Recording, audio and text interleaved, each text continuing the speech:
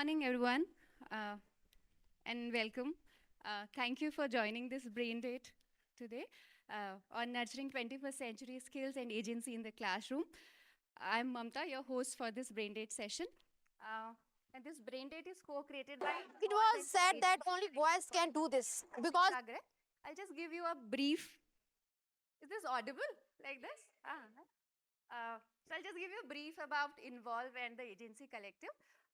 At Involve, we work to enable students' agency in schooling and other learning system. And we do that by partnering with schools and teachers to create spaces. Those are, those help students to collaborate, communicate with each other, and even make decisions in their learning processes. We do that by practices like peer teaching. That's our flagship program, peer teaching. We do co-create learning curriculum with the students. And we also try to create classrooms which are inclusive, joyful, and also help the students to learn in the ways where they can grow and thrive in their life. And Agency Collective is also an initiative of Involve, which is a group of organizations and practitioners like you who are, who really believe in this idea of student agency. And together we are trying to figure out that what it really takes to design for learners agency in schooling system or other learning system. Uh, and yes, this is today's brain date is also about that.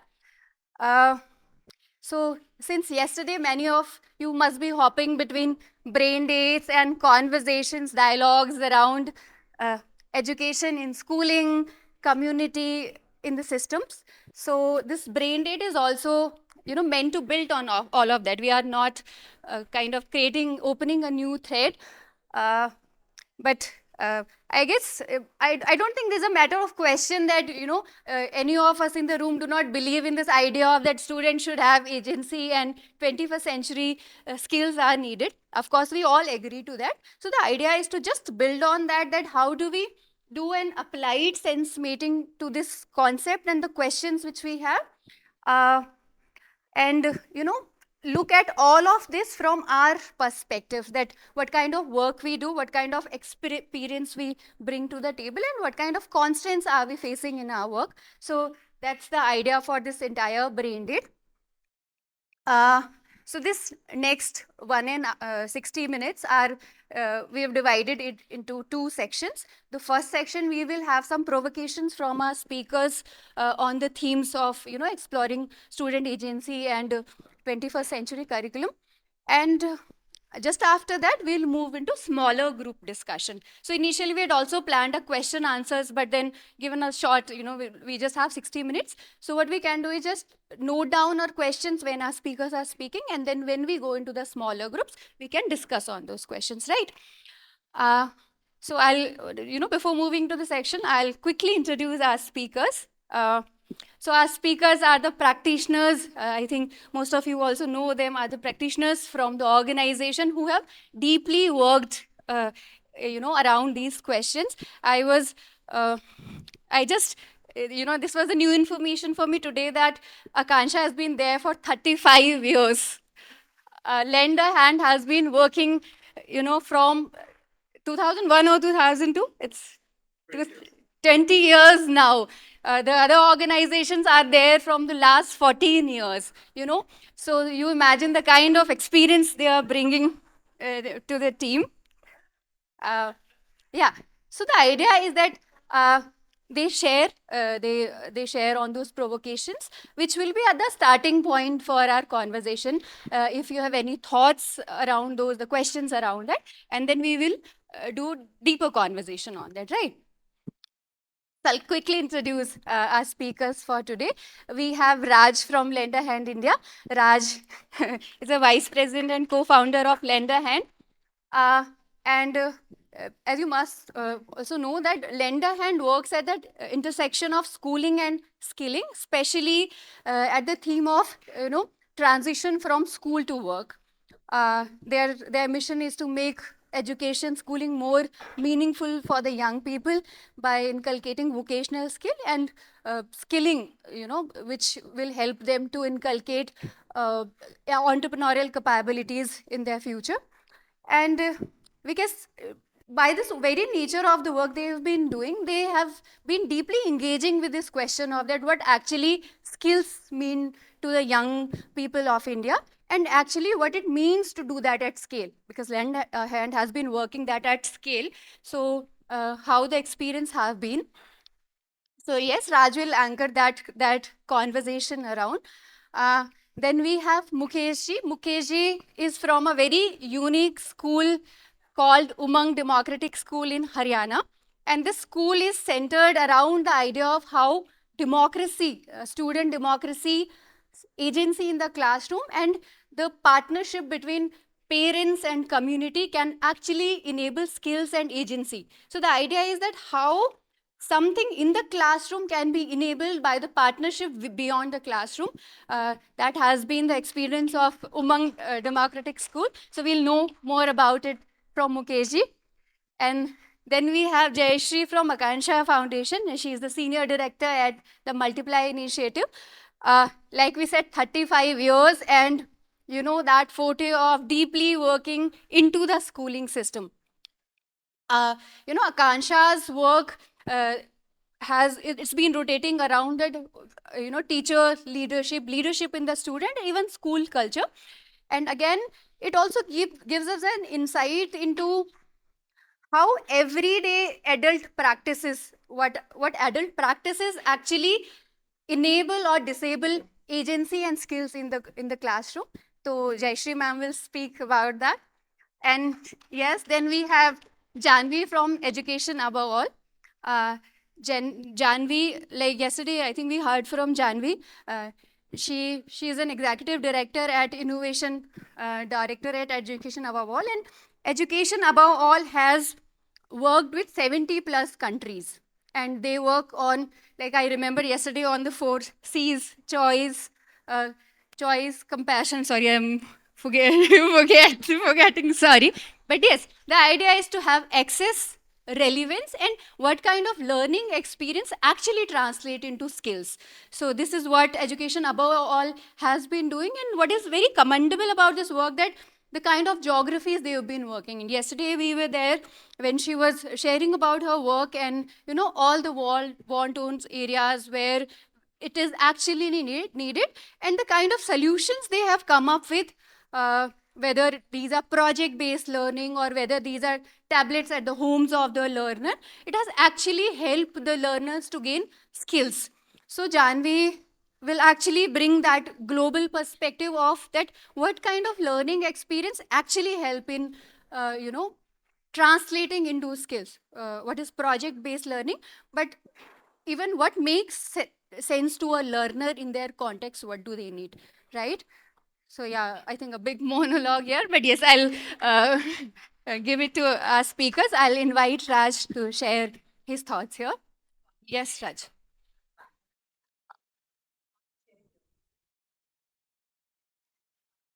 Thank you. I think, first of all, 3 cheers to her for doing such a wonderful job. I'm going to hire you to describe Lend a Hand, going forward.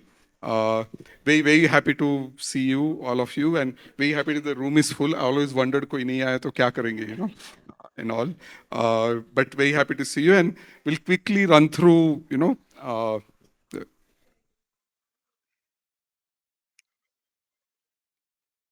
here.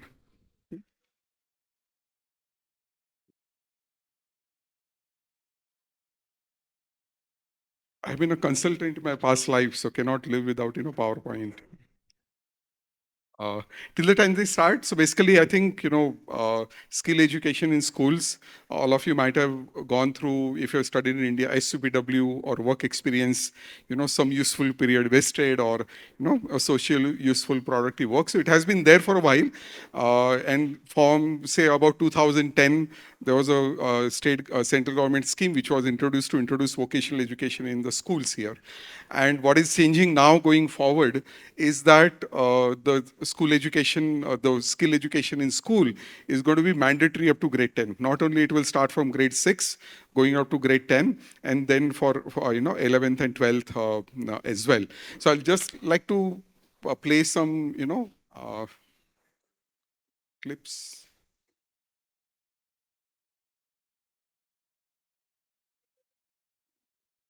It's copied, you know. अच्छा, यहाँ पे नहीं है. So we'll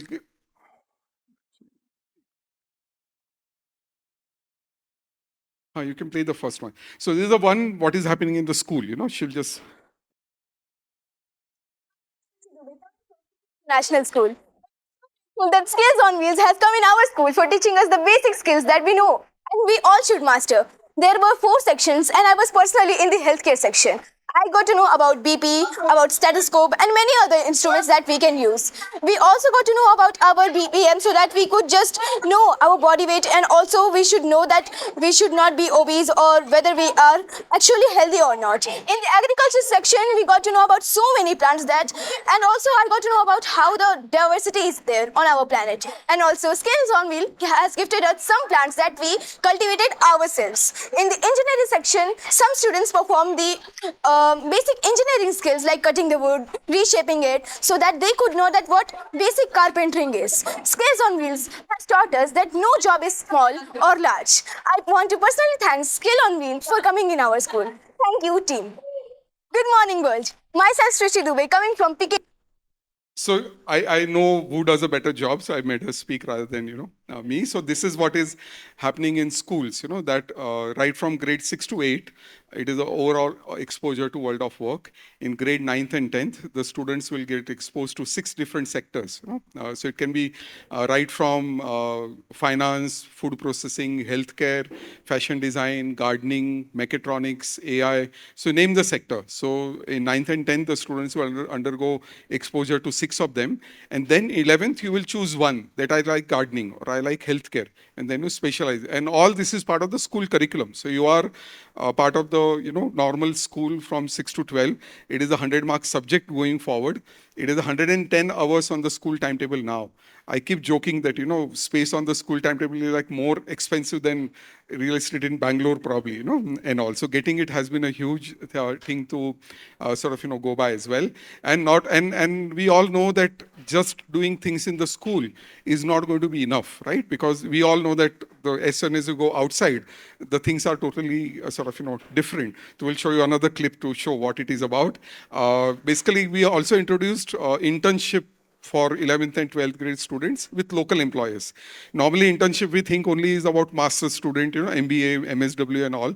But this is a, you know, 16-year-old, 17-year-old doing internship with a local employer who can be right from a beauty salon, it can be just a shop, it can be a sort of, you know, auto garage and otherwise, which is near to that home or something. And here is one girl, the other one. It was Other one, sorry.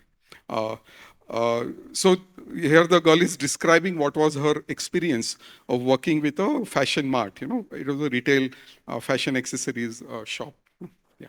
तो मुझे कुछ पता नहीं था, तो customer कोई कोई आते थे तो वो बोलते थे एडी स्टोन के ज्वेलरी दो, टेम्पल ज्वेलरी दो, बेंटेक्स ज्वेलरी दो. तो उनके बारे में मुझे कुछ पता नहीं था. तो मेरे साथ एक लड़की थी तो उसे पूछती थी कि ये सब क्या है, तो वो बोलती थी कि ये है ये. तो मुझे जो एक बार वो दुकान पे वो आंटी नहीं थे, तो हम 2 ही लड़कियां थी.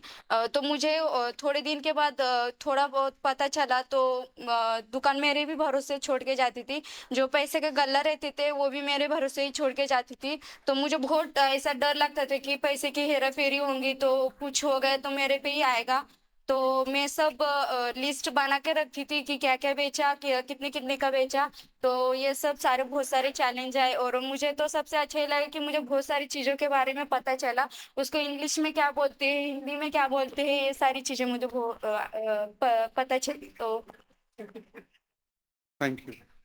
I'm sorry, that was in Hindi, and I realize that some of you may not know Hindi. Just a quick. So this was a girl who worked with a fashion mart, and she was describing her experience of the owner leaving things on her, and she was a little scared at times and otherwise. So you can see that it's not only the work exposure, but being able to handle things, being able to handle cash, showing up, you know, at work on time and otherwise. So apart from vocational per se, they're also learning so many critical life skills, which even you and me might not have it, right?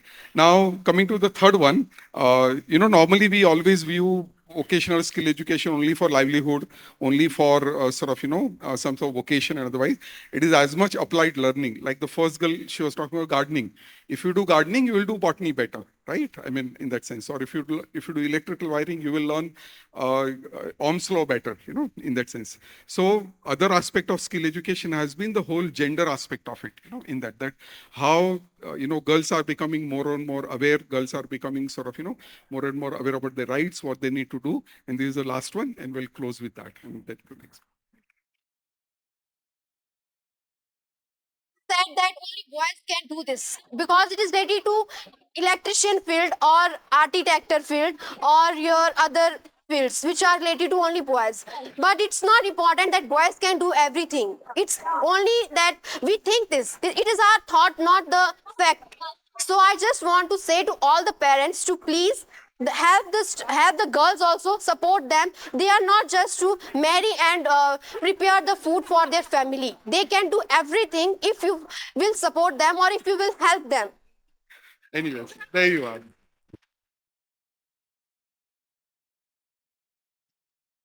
Thank you so much, Raj. Yes. Can I get the clicker?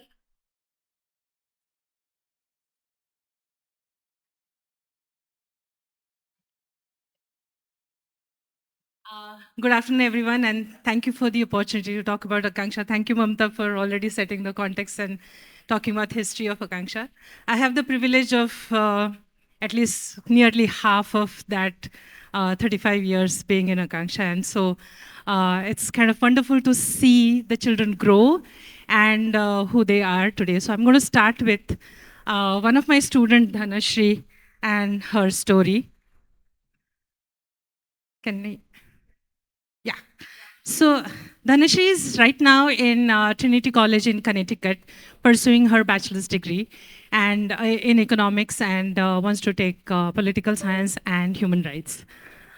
She went to UWC in Tanzania, and she also decided after her first 2 years of undergrad, 11th and 12th, to take a break year to come back, work with Akanksha, go back to South Africa, work with another organization to decide what exactly she wants to do.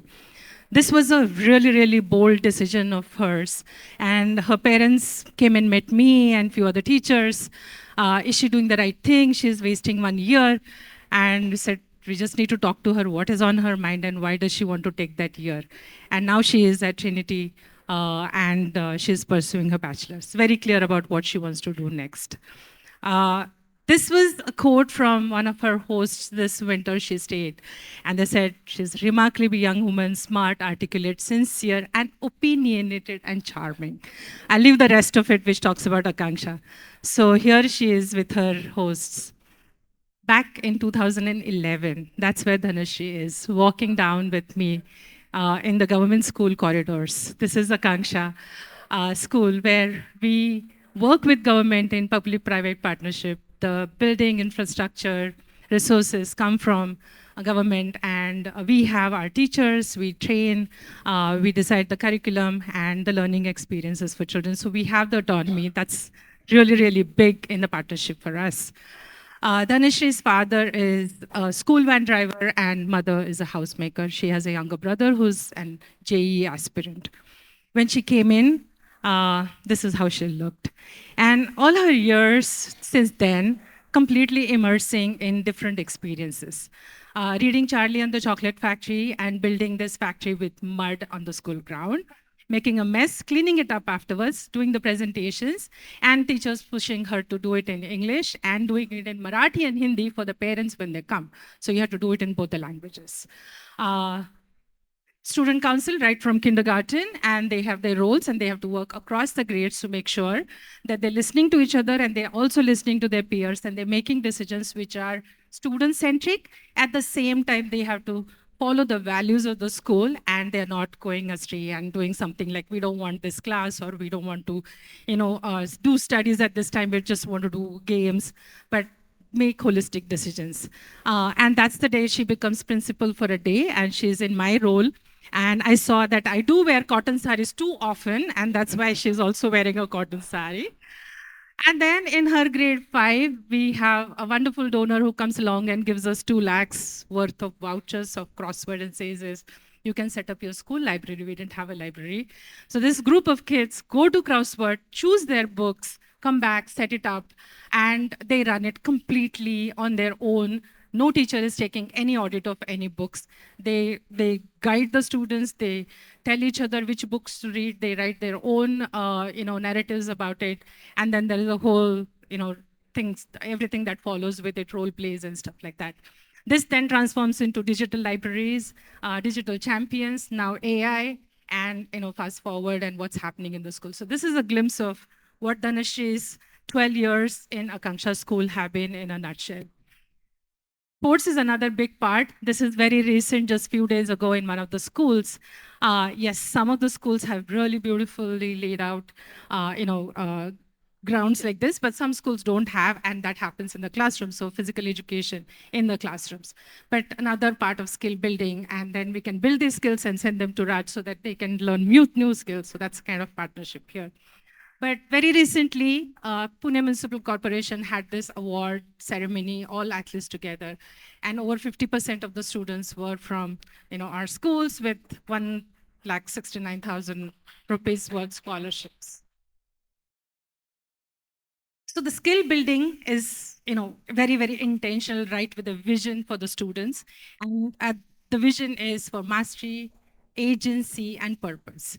All three have to be together. So mastery, and I will not go into depth, but with the vision itself, you will know what we are trying to really drive. So the culture of the school, every minute of the school time that they come in, it is embedded in all of these. So are students learning what they need to learn? Are they really having the agency and driving that? So whether it is arrivals, assembly, if any student is coming late, why are they coming late, and having conversations. So empathy, care, all of these values at the core, and solving big problems in the school as well as in the community, and getting the community to be aware about sanitation, about girls and periods, and how do you really have menstrual health at the core of it. So multitude of things, but having the agencies for the students and purpose. You can do it for yourself, but yes, you need to do it for yourself as well, because you are trying to come out of poverty and your family is coming out of that as well. But at the same time, what can you do for the community and larger community as well? So it is in the core of our everyday and the culture of the schools. Learning principles, teachers need a lot of support with this. It's not easy because they themselves haven't been trained and taught to do this. So if you do it indifferently, you need to give them that freedom. You need to give them the agency to come up with creativity and solutions.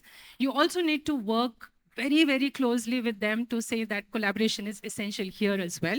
You can't follow the curriculum and still follow the timetable and do this, but timetable needs to be moved, and a math and a art and a sports need to come together, and what can you create for students?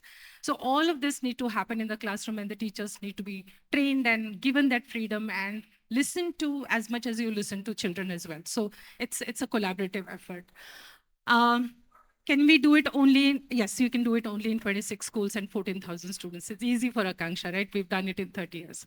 Can you do this in 200 plus schools, in government schools? We are trying. Last 3 years, we've been working with 200 plus schools in 2 municipal corporations, one in Pimpri Chinchwad, which is close to Pune, and one in Nagpur.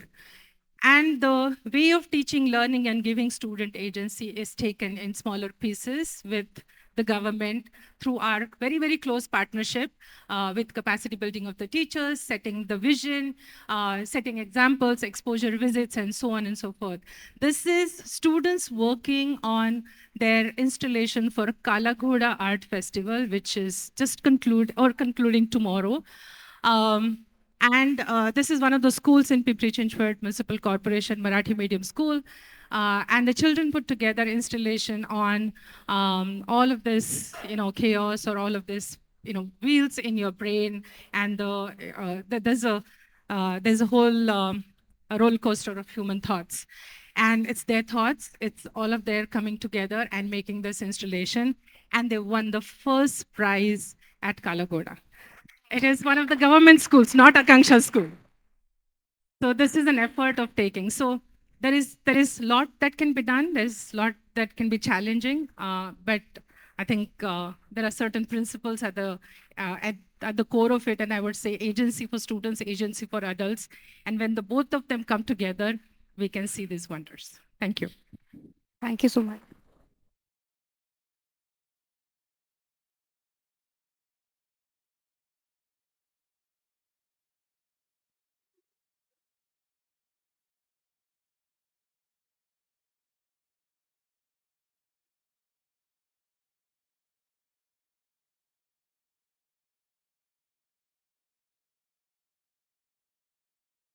Thank you, Mamta. So, hello everyone.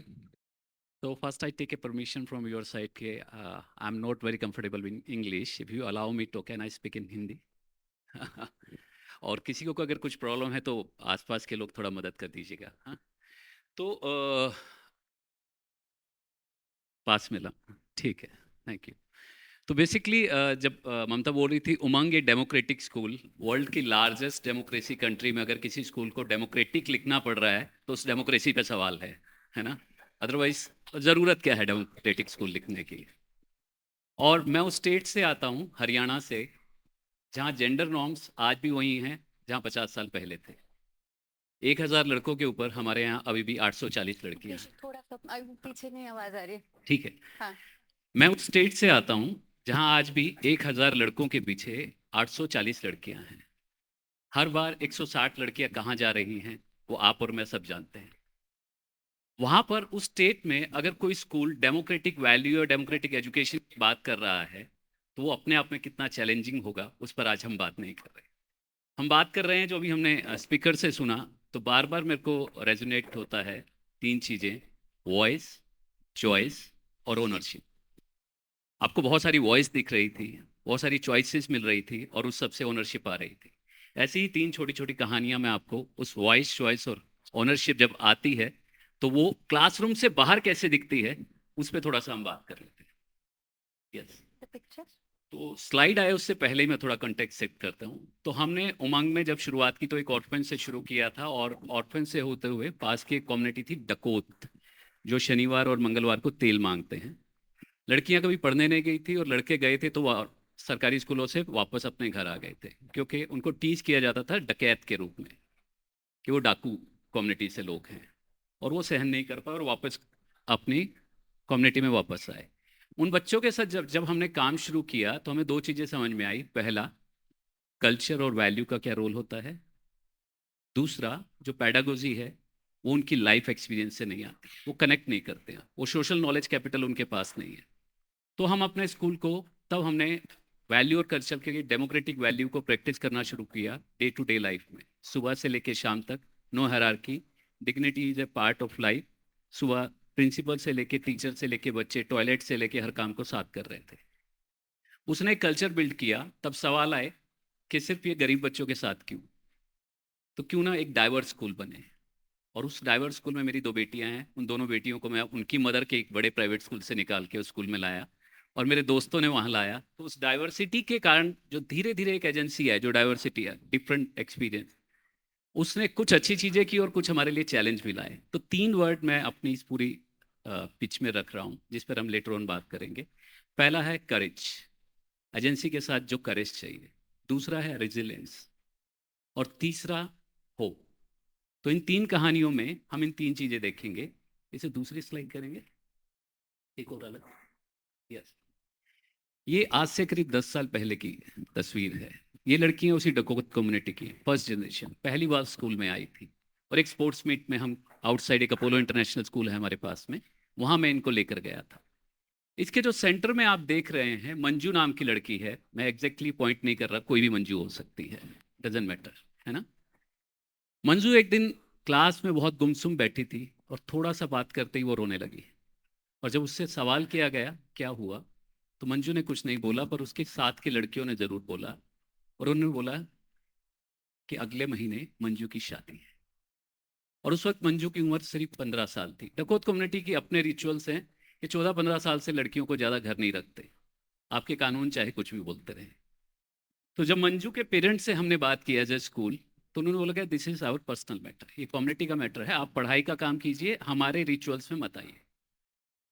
पर हम भी कहाँ रुकने वाले थे, मंजू से बात थोड़ी और आगे बढ़ाई और मंजू को हमने सिर्फ एक नंबर बताया, 1098 चाइल्ड लाइन. और मंजू ने समझ लिया और कॉल कर दिया. मैं उस वक्त पे ब्रेक थ्रू के साथ काम कर रहा था, जो हरियाणा में जेंडर इक्वालिटी के लिए काम कर रही थी। जो वहाँ की प्रोटेक्शन ऑफिसर थी, मुझसे अच्छे से परिचित थी, और मैंने उनको एक पर्सनल फ़ोन किया और उन्होंने पूरा रेड किया, घर पर आए, कार्ड छप चुके थे, और उस दिन ring ceremony kind of function था कि लड़के वाले आए हुए थे, और उसी वक्त पुलिस की गाड़ी भी वहाँ पहुँची। और आप सोचिए कि होगा क्या, शादी तो रुक गई क्योंकि थ्रेट था, पुलिस का एकदम से दबाव था, पर उसके बाद मंजू का स्कूल आना बंद हो गया, जो कि एक स्वाभाविक था। और ना केवल मंजू का स्कूल आना बंद हुआ, साथ साथ वो जो लड़कियां, जितनी को लड़कियां आपको दिख रही हैं, इनको भी घर बिठा लिया गया। तो एजेंसी जब वॉइस और चॉइस क्लासरूम से बाहर निकलती है, तो किस तरह के हालात पैदा होते हैं इन बच्चों के लिए, अगर इकोसिस्टम उसके साथ बिल्ड नहीं हुआ है।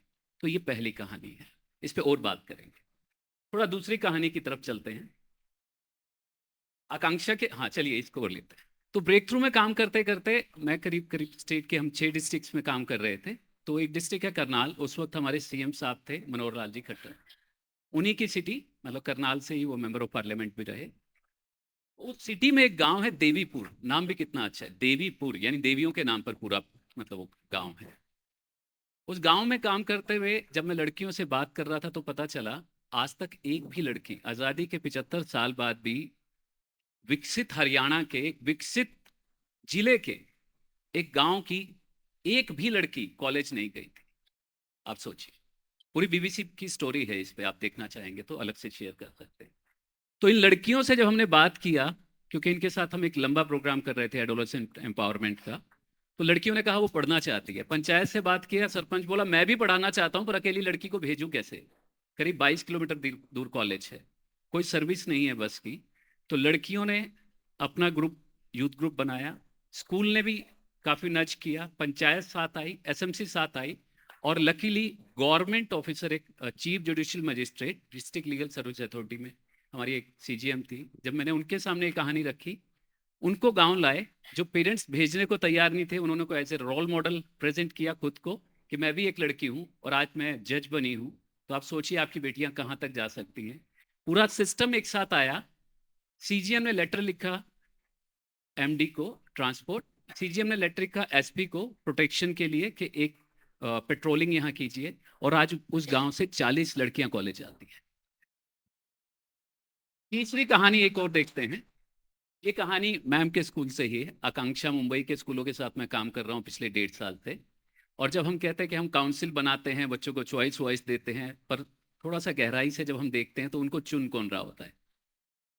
उनको कभी हम इंटरव्यू करके बाहर कर देते हैं, कभी एकेडमिक नॉर्म्स लगा के बाहर कर देते हैं, पर अल्टीमेटली हमने आकांक्षा मुंबई के स्कूलों के साथ जो किया, अब वो एग्जाम्पल है कि उन स्कूलों में बच्चों की अपनी चॉइस वॉइस को कैसे उन्होंने क्लेम किया। कि उनके स्कूल में मिड डे मील आती थी, और मिड डे मील में जो उनकी फेवरेट चीज़ थी वो थी चिकी, और चिकी बीच में से म्यूनिसिपल कॉरपोरेशन ने, बीएमसी ने वो बंद कर दी। तो तो बच्चों ने प्रिंसिपल से बात की, स्टूडेंट काउंसिल ने, कि मैम चिकी तो मिलनी चाहिए। तो मैडम बोली कि भाई मेरे हाथ में नहीं है, क्योंकि मामला गवर्नमेंट का है। तो बोले गवर्नमेंट के साथ कैसे मिलना है। तो बकायदा एक लेटर लिखा गया स्कूल की तरफ से, और बच्चों ने रिप्रेजेंट करके कमिश्नर के पास गए कि हम बच्चे चाहते हैं कि चिकी फिर से मिले, आपका बजट तो उतना ही है। और फाइनली ना केवल आकांक्षा के 10 स्कूलों में चिकी मिली, पूरे मुंबई के म्यूनिसिपल कॉर्पोरेशन के स्कूलों में चिकी आ गई। तो this is the story of power of student voice. तो स्कूल के बाहर कैसी दिखती है और स्कूल के अंदर कैसी दिखती है, और अब इन तीनों शब्दों पे हम फिर से आराम से बात करेंगे। बहुत बहुत शुक्रिया। Thank you so much, Mukesh ji. Now I would like to invite Janvi. Follow that. I don't think I can follow any of this. Now we are from Haryana, now we are going global. How does it look like? Thank you for being here and thank you for standing at the back to listen to this conversation. I really don't know how to follow this act because of the depth and the vulnerability in these stories and the real transformation we're seeing. Just really incredible. I'm so The mic. sorry. I'm Janvi and I work at a global foundation. So maybe talking a little bit about other countries in the world. And, you know, we've spent a lot of time in this conference talking about future skills. I think I just want to raise a question of saying, I don't think I know, and maybe others do, what future skills are and what future skills are needed. But it really sounds like we're not really doing the present skills which are needed. So I guess the question that I have is, how do we make the skills that are needed for today happen in our schools today? It feels like our schools are 20, 30, 50 years behind in terms of what they're doing. And I think I just want to explore that a little bit more. And then I want to explore a little bit the model of, this cascading agency, right? Because we talk about agency in the classroom and with our children. We do want our children to come out as agents of change, agents for their community. But that means the teachers need to have agency, and that means the school leader needs to have agency, and that means the curriculum designer sitting in this ministry needs to have agency. And I feel like the problem is agency is broken along the system. No one seems to have that power and agency to make the change. So that seems to be our fundamental problem, because we're not being able to really transform systems if we just keep adding different initiatives. And for the schools which are adding the initiatives, they're doing wonderful work, wonderful work. I would love to have your program in my school for my kids. But honestly, it'll be, as you said, you're fighting for that real estate of the curriculum space. So I really wonder how we do that differently. And I'm sorry, I had a slideshow and all of that, but I feel like I've just changed my mind on how we can discuss and use this 10 minutes. Maybe if you can go on, or I can take that from you. I just want to share with you some of the things that we're doing, which is working in specific contexts when we talk about other skills or more relevant present skills. The first is to do with sport. We already know the statistics, we've heard this many times, but one statistic to leave with you is 43% of teenage girls stop playing sports as soon as they get their period. So that's 1 million girls globally. Now, what we're doing with sports, we have an International Olympics Committee partnership. We're actually working with child soldiers in Yemen to help them get back into school. You have children who've gone out there and been in wars which are unimaginable to you and me, and then suddenly they come back and we're told, put them back in school. And that's not possible.